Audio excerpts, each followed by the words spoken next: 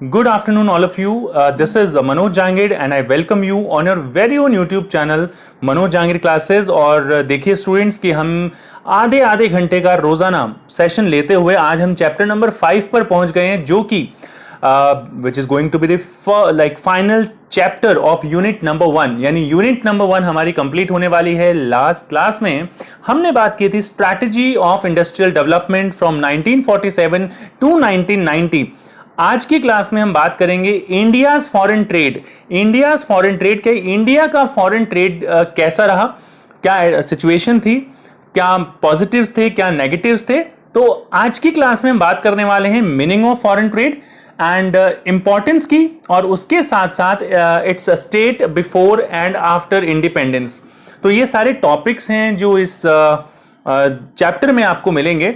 तो बिना time waste किए स्टार्ट करते हैं chapter number 5, India's foreign trade, the last chapter of the first unit of ID, Indian economic development. या फिर आप ये कह सकते हैं कि जो है 6th यूनिट का लास्ट चैप्टर होने वाला है। 6th यूनिट जहां से इंडियन इकोनॉमिक डेवलपमेंट आपकी स्टार्ट होती है। तो फॉरेन ट्रेड क्या होता है, कुछ पिक्चर्स यहां पर ऐड किए हैं कि रेस्ट ऑफ द वर्ल्ड के साथ जब कोई कंट्री जो है ट्रेड करती है, जैसे यहां पर कंट्रीज हैं अलग अलग, तो जब एक कंट्री किसी दूसरे के साथ ट्रेड करती है तो उसको हम बेसिकली फॉरेन ट्रेड बोलते हैं।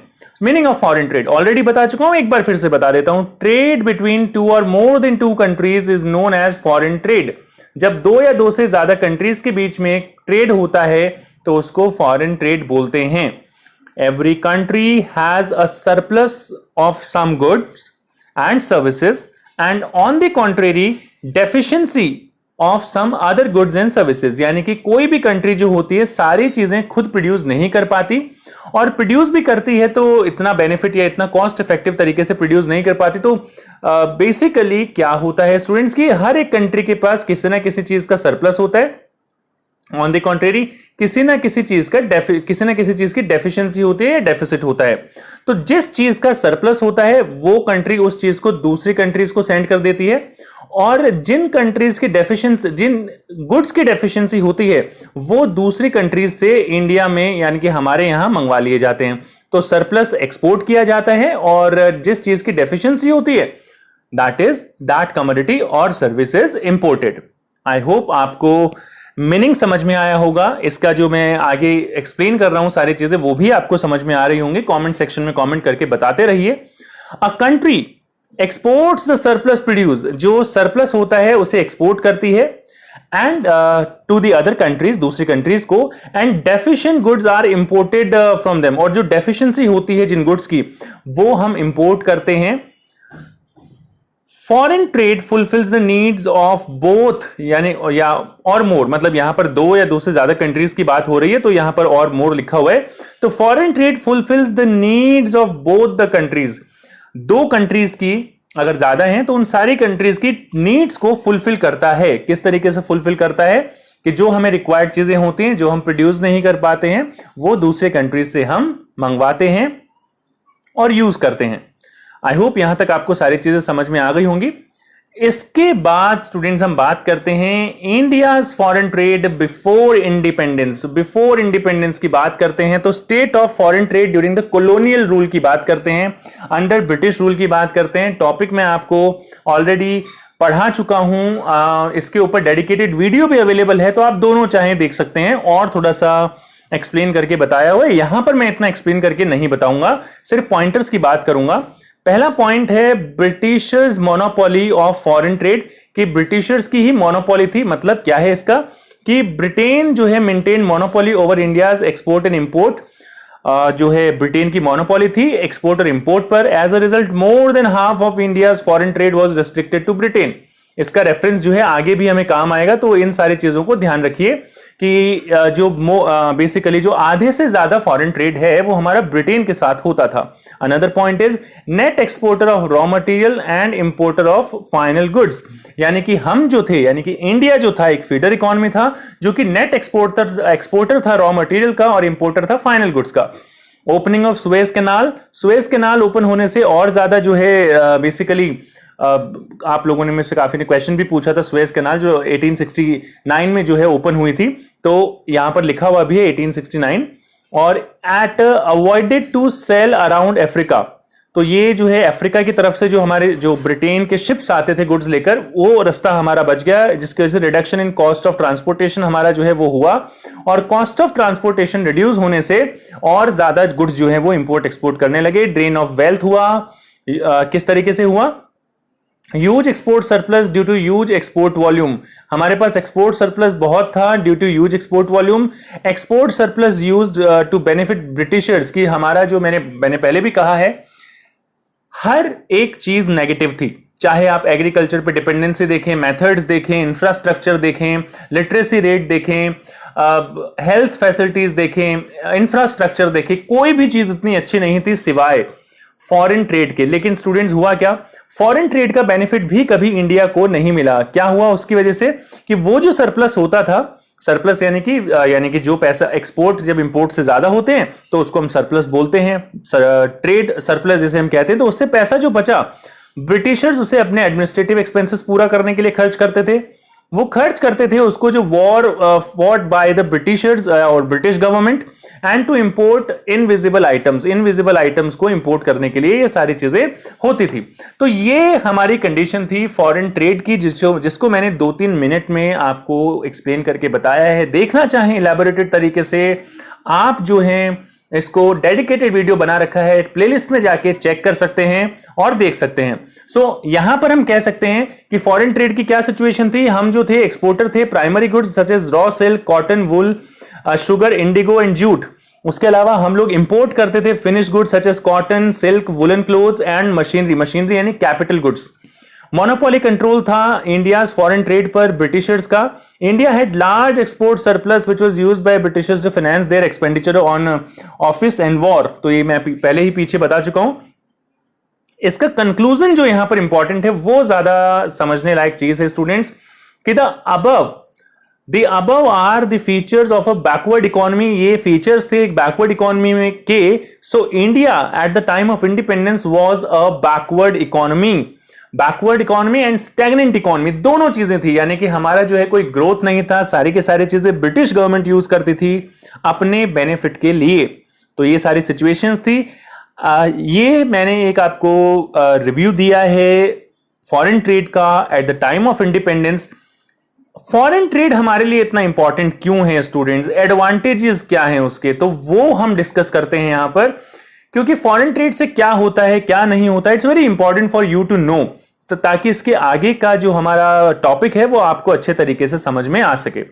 सो अगर हम यहां पर बात करें तो एडवांटेजेस की बात कर रहे हैं फॉरेन ट्रेड के। इससे क्या होता है ये एक्सप्लेन नहीं करूंगा स्टूडेंट्स में, क्योंकि ये सिर्फ आपकी नॉलेज के लिए बता रहा हूं। Specialisation promotes national productivity. हर एक कंट्री किसी ना किसी कमोडिटी में स्पेशलाइज होती है, और इस तरीके का जो फॉरेन ट्रेड होता है वो प्रोडक्टिविटी को इंक्रीज करता है। क्योंकि जब आप एक ही तरीके के गुड्स बार बार प्रोड्यूस करते हैं तो आपकी जो है उसमें स्पेशलाइजेशन हो जाती है। आप जितना अच्छा उसे प्रोड्यूस कर सकते हैं उतना अच्छा कोई और प्रोड्यूस नहीं कर पाता। तो इसे कहते हैं स्पेशलाइजेशन प्रमोट्स नेशनल प्रोडक्टिविटी। इसके बाद बात करते हैं स्टूडेंट्स नेक्स्ट पॉइंट की, provides international market for domestic product. Domestic products के लिए इंटरनेशनल मार्केट प्रोवाइड करता है। जैसे कि मान लीजिए हमारे पास किसी चीज का सरप्लस है और हमारे पास उस चीज का सरप्लस है, तो हम उसका क्या करेंगे, हम उसे एक्सपोर्ट कर देंगे, दूसरी कंट्रीज में बेच देंगे। तो क्या होता है, हमारे जो डोमेस्टिक मार्केट है उनको इंटरनेशनल मार्केट मिल जाता है, इंटरनेशनल मार्केट प्रोवाइड करता है फॉरेन ट्रेड। आई होप ये सारी चीजें आपके समझ में आ रही होंगी। रेस्पॉन्ड करना बिल्कुल ना भूलें।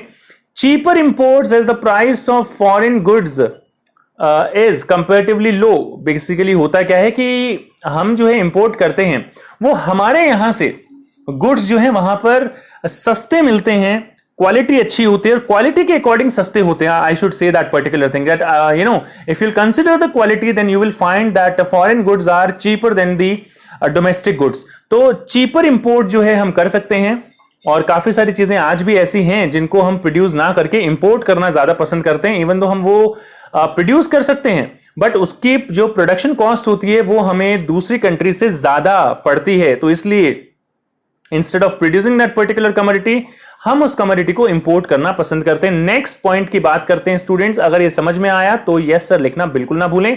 Export of goods at higher prices, और हमें जो है जितना हम हमारी कमोडिटीज को डोमेस्टिक मार्केट में बेचते हैं, जैसे कि इंडिया का कोई फार्मर है, इंडिया में अगर वो अपनी कमोडिटी बेचता है तो उसको कम प्राइस मिलता है, लेकिन अगर वो एक्सपोर्ट करता है उसी चीज को तो वो एक अच्छा प्राइस ले सकता है, हायर प्राइस उसको मिलता है। तो इसलिए हम कहते हैं export of goods at higher price. I hope ये चीज आपके समझ में आई होगी। Comparative cost advantage to the countries, basically क्या होता है स्टूडेंट्स कि कंपेरेटिव कॉस्ट एडवांटेज हमें मिलता है। कंपेरेटिव कॉस्ट का मतलब कि बेसिकली यहां पर जो है जो काफी सारी ऐसी कंट्रीज होती हैं जो कंपेरेटिवली कोई चीज, कोई भी कमोडिटी हो सकती है, वो ज्यादा अच्छी प्रोड्यूस करती हैं। जैसे चाइना जो है, चाइना से हम मोबाइल वगैरह मंगवाते हैं, तो चाइना में बहुत सारी कंट्रीज हैं, उनके जो है यूनिट्स भी हैं। तो चाइना में अगर आप इस तरीके के फोन वगैरह बनाते हैं या उसके कोई रॉ मटेरियल जैसी चीजें बनाते हैं तो चाइना में बहुत सस्ती पड़ती हैं। तो चाइना के पास कंपेरेटिव कॉस्ट एडवांटेज है। हम भी कुछ चीजें अच्छी बना सकते हैं, बनाते हैं, तो वो हमारे पास कंपेरेटिव कॉस्ट एडवांटेज है। तो कंपेरेटिव कॉस्ट मतलब किसी दूसरी कंट्री से कम कॉस्ट पे जब एक कंट्री प्रोड्यूस करती है, that is what we call comparative cost advantage. तो उस कंपेरेटिव कॉस्ट एडवांटेज का बेनिफिट हर एक कंट्री को मिलता है with the help of foreign trade. Foreign trade में जब कोई कंट्री इन्वॉल्व होती है। Important means of foreign exchange, और जब भी कोई फॉरेन एक्सचेंज की बात फॉरेन ट्रेड की बात करते हैं, तो जब भी हम फॉरेन ट्रेड करते हैं उस कंट्री के एक्सचेंजेस, उस कंट्री की करेंसी हमारे पास आती है, और किसी भी कंट्री की करेंसी, किसी भी दूसरी कंट्री की करेंसी को हम फॉरेन एक्सचेंज बोलते हैं। तो ये हमारे पास एक इंपॉर्टेंट मीन्स होता है फॉरेन एक्सचेंज का। So we get foreign exchange by foreign trade. So these are the advantages students, I hope आपको समझ में आए होंगे। और रोजाना 12 बजे आजकल हम लोग जो हैं एक 30 मिनट का सेशन लेके आते हैं इंडियन इकोनॉमिक डेवलपमेंट का छुट्टियों में, कि आप उसे कंप्लीट कर पाएं।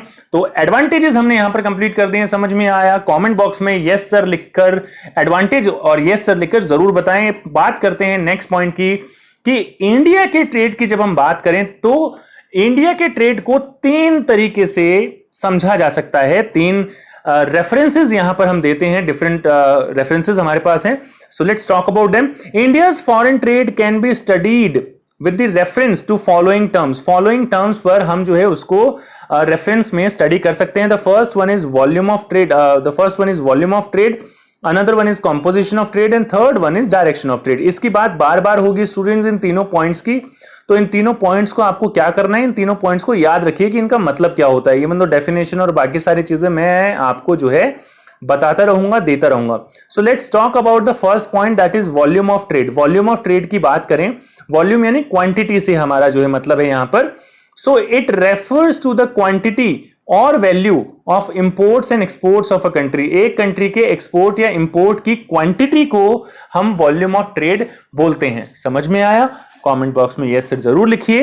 कॉम्पोजिशन की बात करते हैं। कॉम्पोजिशन का मतलब कि किस टाइप के गुड्स जो हैं एक कंट्री दूसरी कंट्री के साथ इंपोर्ट या एक्सपोर्ट करती है। So let's talk about that. If it refers to the types of goods and services a country imports and exports, basically तो एक कंट्री किस तरीके के गुड्स जो है, किस टाइप के गुड्स एक्सपोर्ट या इंपोर्ट करते हैं, गुड्स या सर्विसेज, उसको हम कॉम्पोजिशन ऑफ ट्रेड बोलते हैं। डायरेक्शन की बात करते हैं। डायरेक्शन मतलब किस कंट्री के साथ हम जो है ज्यादा ट्रेड करते हैं। डायरेक्शन का मतलब इस बात से है। So it refers to the imports and exports of a country from और टू द अदर कंट्रीज, कि जब एक कंट्री दूसरी कंट्रीज के साथ ट्रेड करती है तो किन किन कंट्रीज के साथ ट्रेड करती है, that is what we call direction of trade. यानी कि हमारे ट्रेड ज्यादातर कहां जा रहे हैं, किस कंट्री में जा रहे हैं और किस कंट्री के साथ हम जो है ज्यादा ट्रेड कर रहे हैं। तो वॉल्यूम यानी क्वांटिटी, किस तरह कितना वॉल्यूम जो है किस किस कंट्री के साथ जो है हमारा आया जा रहा है, एक्सपोर्ट या इंपोर्ट हो रहा है। कॉम्पोजिशन, किस किस तरीके के गुड्स जो हैं, गुड्स या सर्विसेज एक्सपोर्ट या इंपोर्ट हो रही है और किस कंट्री के साथ हो रही है, ये डायरेक्शन को बताता है। तो 3 चीजें हो गई, volume of trade, composition of trade and direction of trade. समझ में आया? कमेंट बॉक्स में यस सर लिखकर जरूर बताएं। बात करते हैं नेक्स्ट पॉइंट की, that is India's foreign trade after independence. तो ये हमने पीछे डिस्कस किया कि इंडिया का फॉरेन ट्रेड जो था उसकी क्या सिचुएशन थी। We have already discuss that particular thing in the beginning of this class. अभी हम बात करेंगे इंडिया के फॉरेन ट्रेड की आफ्टर इंडिपेंडेंस, क्योंकि 2 चीजों के रेफरेंस में हम इसको स्टडी करेंगे। The first one is India's foreign trade before independence and after independence. तो बिफोर हम कर चुके हैं, आफ्टर इंडिपेंडेंस की बात करेंगे। अगेन यहां पर सबसे पहला पॉइंट आ जाता है वॉल्यूम ऑफ फॉरेन ट्रेड। तो it refers to the quantity of imports and exports of a country. ये मैं आपको पहले ही बता चुका हूं। Let's talk about the details now. India's export were always more than its exports. India's imports were always more than its export, यानी कि इंडिया का जो इंपोर्ट है वो ज्यादा रहा है।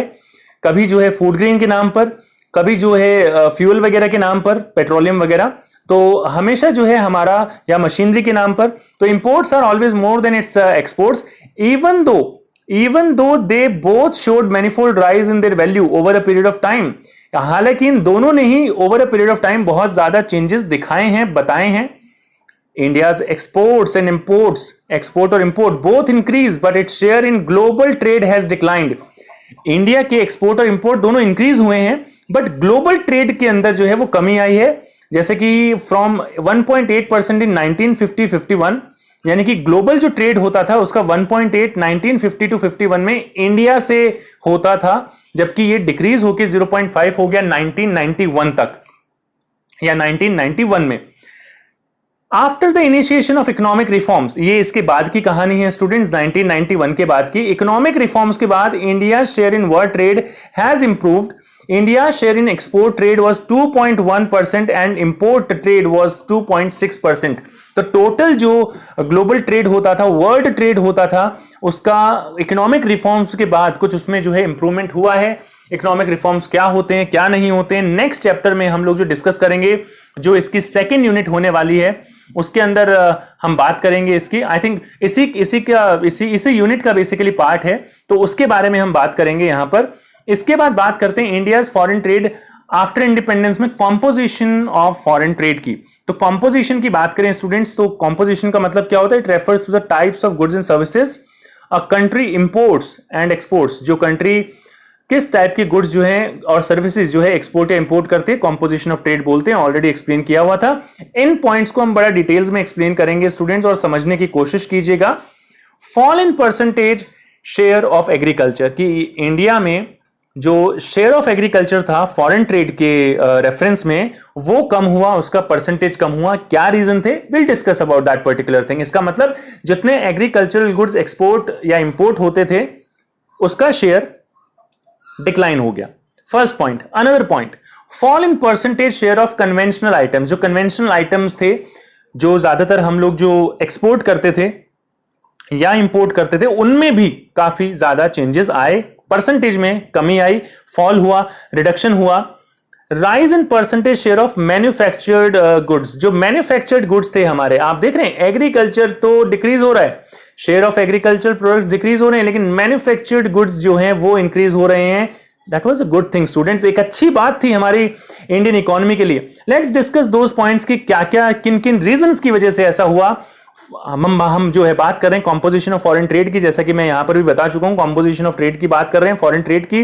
Let's talk about the first point, fall in percentage share of agriculture. Agriculture के परसेंटेज शेयर में जो है वो चेंज आया।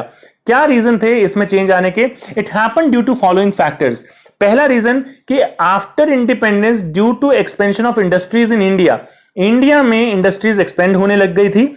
आईपीआर 1956 वगैरह, 5 ईयर प्लान जो था सेकंड, उसके बाद से हमने इंडस्ट्रीज पे बहुत ज्यादा फोकस करना शुरू कर दिया था। बिकॉज ऑफ दैट इंक्रीज जो है होने लग गया था, एक्सपेंशन होने लग गया था इंडस्ट्री का, जिसकी वजह से domestic demand for raw material increase. और जो डोमेस्टिक डिमांड थी, इंडस्ट्रीज जो थी, उनको रॉ मटेरियल की ज्यादा जरूरत थी। So when we are when we ourselves using the raw material, then there is no question that we would be able to export the raw material to the other countries, कि दूसरे countries को हम export कर पाएंगे, ऐसा possible नहीं था। तो जिसकी वजह से यहां पर ये चेंज आया।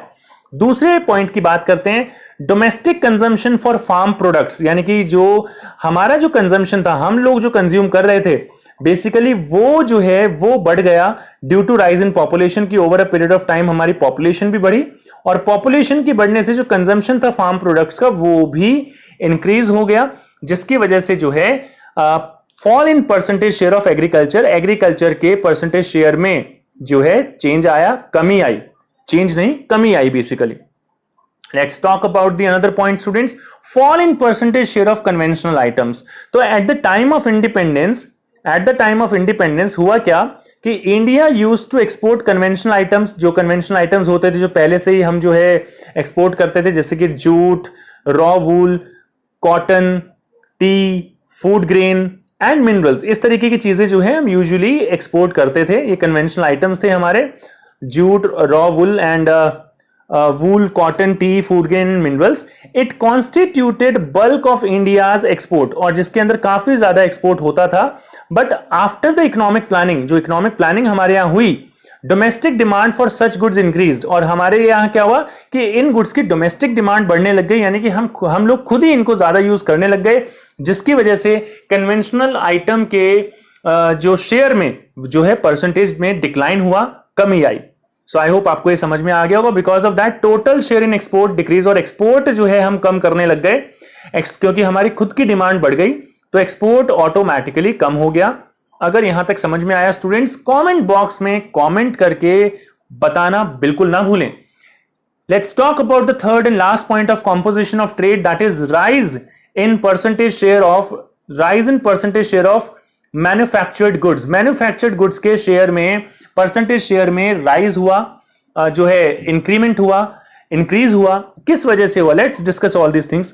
Due to expansion of industrialisation, India में इंडस्ट्रियलाइजेशन का प्रोसेस चालू था, उसकी वजह से क्या हुआ, the exports tended to rise on account of manufacturing goods, कि मैन्युफैक्चरिंग गुड्स के जो है उनका एक्सपोर्ट होने लग गया। लाइक मशीनरी हम लोग एक्सपोर्ट करने लग गए, व्हीकल्स एक्सपोर्ट करने लग गए, एक्सपोर्ट ऑफ टेक्सटाइल फैब्रिक होने लग गया, लेदर होने लग गया, gems and precious metals also increased, तो इनका एक्सपोर्ट भी इंक्रीज हुआ। Textile fabric, leather, gems and precious metal का जो है एक्सपोर्ट इंक्रीज हुआ। It was a result of planned development programme in India, और ये सारा का सारा जो था रिजल्ट था किस चीज का स्टूडेंट्स? एक प्लान्ड डेवलपमेंट प्रोग्राम जो था हमारा, उसके अंडर ये सारी चीजें इंप्रूव हुई, इंडस्ट्रियलाइजेशन बढ़ा, manufacturing of such goods also increase. तो ये बहुत अच्छी बात थी। और किसी भी कंट्री के लिए अगर मैन्युफैक्चर्ड गुड्स दूसरी कंट्री में जाते हैं और सेल होते हैं, तो डेफिनेटली उसका ग्रोथ प्रोसेस भी राइज होता है। It remove the backwardness of Indian economy, Indian economy की बैकवर्डनेस, जिसे हम कहते थे कि बैकवर्ड नेशन है, 50% से ज्यादा ब्रिटेन के साथ ट्रेड होता था, उसका भी बेनिफिट हमें नहीं मिलता था, तो वो बैकवर्डनेस जो थी आफ्टर इंडिपेंडेंस, वो बैकवर्डनेस दूर हुई।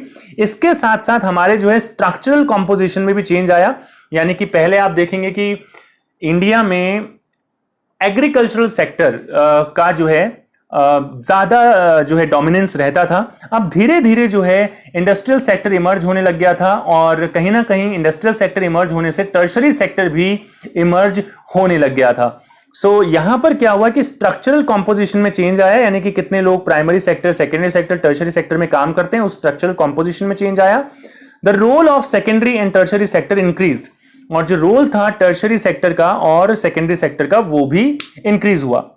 स्टूडेंट्स यहां पर बात करेंगे हम इसके बाद डायरेक्शन ऑफ ट्रेड की। हमने वॉल्यूम ऑफ ट्रेड की बात की, हमने कॉम्पोजिशन ऑफ ट्रेड की बात की, अब हम बात करेंगे डायरेक्शन ऑफ ट्रेड। डेफिनेशन मैंने यहां पर चेंज कर दी है थोड़ी सी, तो let's see the definition. Direction of trade indicates the countries with which a country trades, कि किस कंट्री के साथ एक कंट्री ट्रेड करती है, या किन किन कंट्रीज के साथ एक कंट्री ट्रेड करती है। आज तो ग्लोबलाइजेशन का पीरियड है भाई, तो उसको हम बोलते हैं डायरेक्शन ऑफ ट्रेड। अब डायरेक्शन ऑफ ट्रेड में क्या क्या चीजें आती है students? Direction of India trade totally changed after independence. Independence के बाद ये बिल्कुल ही चेंज हो गया। कैसे चेंज हुआ? Earlier it was largely restricted to Britain, जैसा कि मैंने पहले बताया, और अदर कॉमनवेल्थ कंट्रीज के साथ जो है हम ट्रेड करते थे। The list of our trading partner has expanded over a period of time, कि ये जो है over a period of time ये जो लिस्ट है ये एक्सपेंड होने लग गई, बढ़ने लग गई। लेट्स सी क्या क्या चेंजेस आए। तो यहां पर पहला पॉइंट था कि डायरेक्शन ऑफ ट्रेड जो है, डायरेक्शन ऑफ ट्रेड इंडिकेट्स, ये इंडिकेट करता है चेंज हुआ।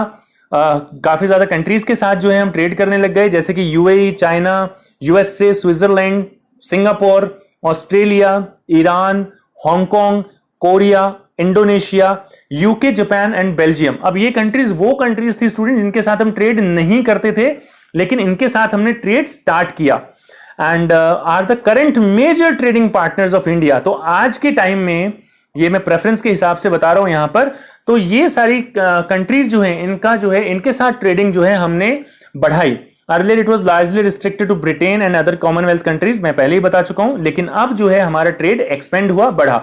शेयर देख सकते हैं आप, USA is on the first rank in share of India's export. India के एक्सपोर्ट की बात करूं तो 15.9% शेयर है यूएसए का।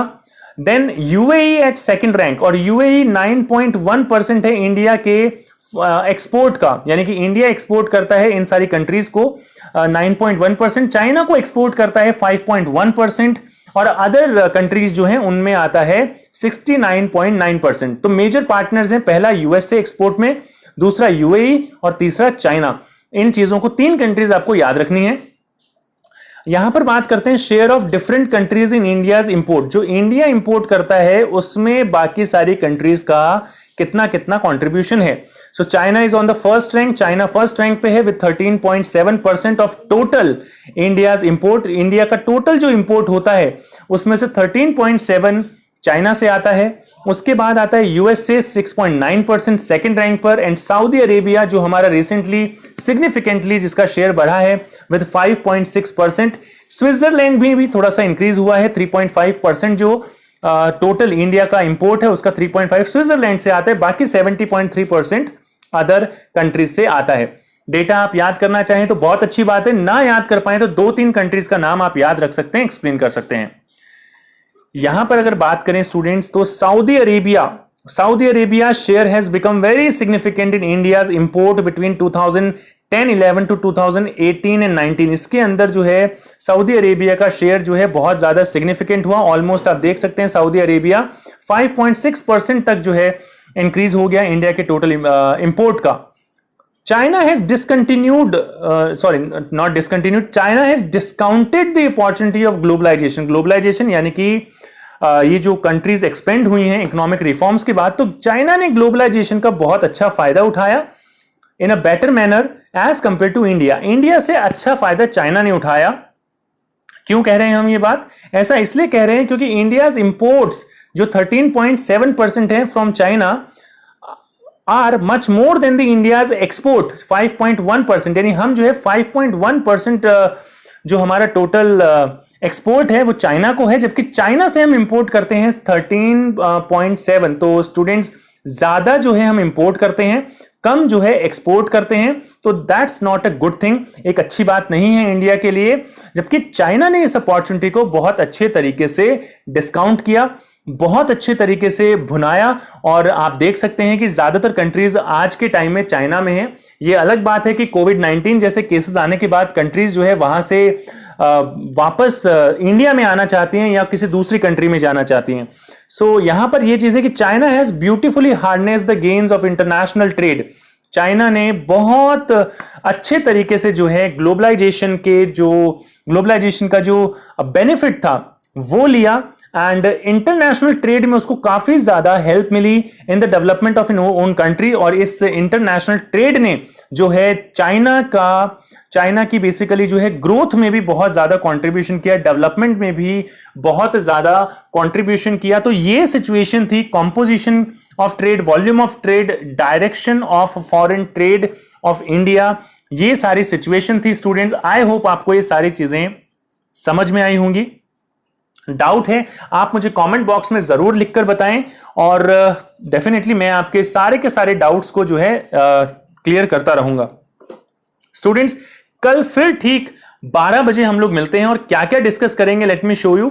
इंपोर्ट सब्स्टिट्यूशन डिस्कस करेंगे, इंपोर्ट सब्स्टिट्यूशन की पॉलिसी क्या है, क्या जरूरत थी इंपोर्ट सब्स्टिट्यूशन की, 3 फेजेस जो इंपोर्ट सब्स्टिट्यूशन के थे, फॉर्म्स ऑफ प्रोटेक्शन, पॉजिटिव और नेगेटिव इंपैक्ट्स की बात करेंगे हम, इनवर्ड लुकिंग ट्रेड स्ट्रेटजी या फिर इंपोर्ट सब्स्टिट्यूशन की। तो ये सारी चीजें हैं। तो अभी अगर आप इस तरीके के वीडियोस और देखना चाहते हैं तो उसके लिए क्या कीजिए, हमारे चैनल को सब्सक्राइब कर लीजिए, बेल आइकन को प्रेस कर दीजिए, ऑल पर क्लिक करना बिल्कुल ना भूलें।